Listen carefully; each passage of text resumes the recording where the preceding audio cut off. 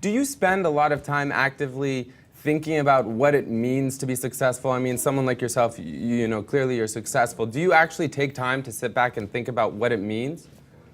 Well, I don't know if I take time to so much sit back and think about what it means. I think about really the connections in my life and probably the life experiences that my success has afforded me, you know, to be able to take my daughters to China and Japan, you know, when they're 12 and 8 years old, for the time to give them, or the you know, resources to expose them to different cultures, the ability to you know, volunteer, which really doesn't come with success. But, you know, I think I'm constantly trying to make sure that I'm presenting the appropriate prism from which my daughters can view the world. Right. So, you know, I don't know. That's kind of a hard question. Do I think about what success means? Yeah. Or, you know, I think that you know, I think that it comes down to really your personal relationships and the kind of person you are,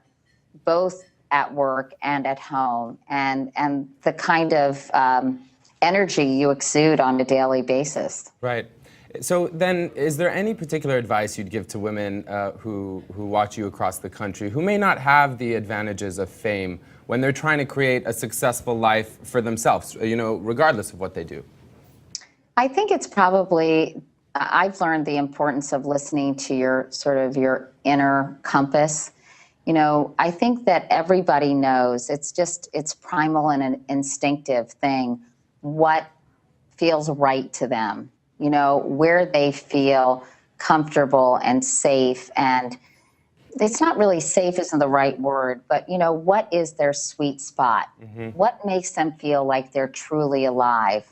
And I would say to tell them to continue on that path.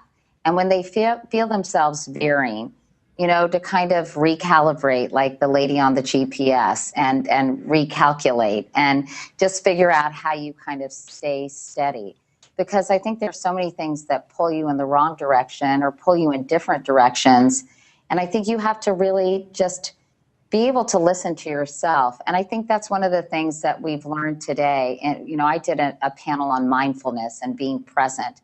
And it's those moments that where you have the space to kind of think about things, to think about your life, to think about your choices. That's when you can do the recalculating of sort of your psyche, if you will. So I think it's really important to know who you are.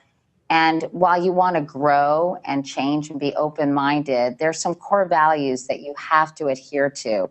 And I know that sounds a little vague and nebulous and kind of macro, but I think that it can be applied in everyone's life, no matter what they're doing.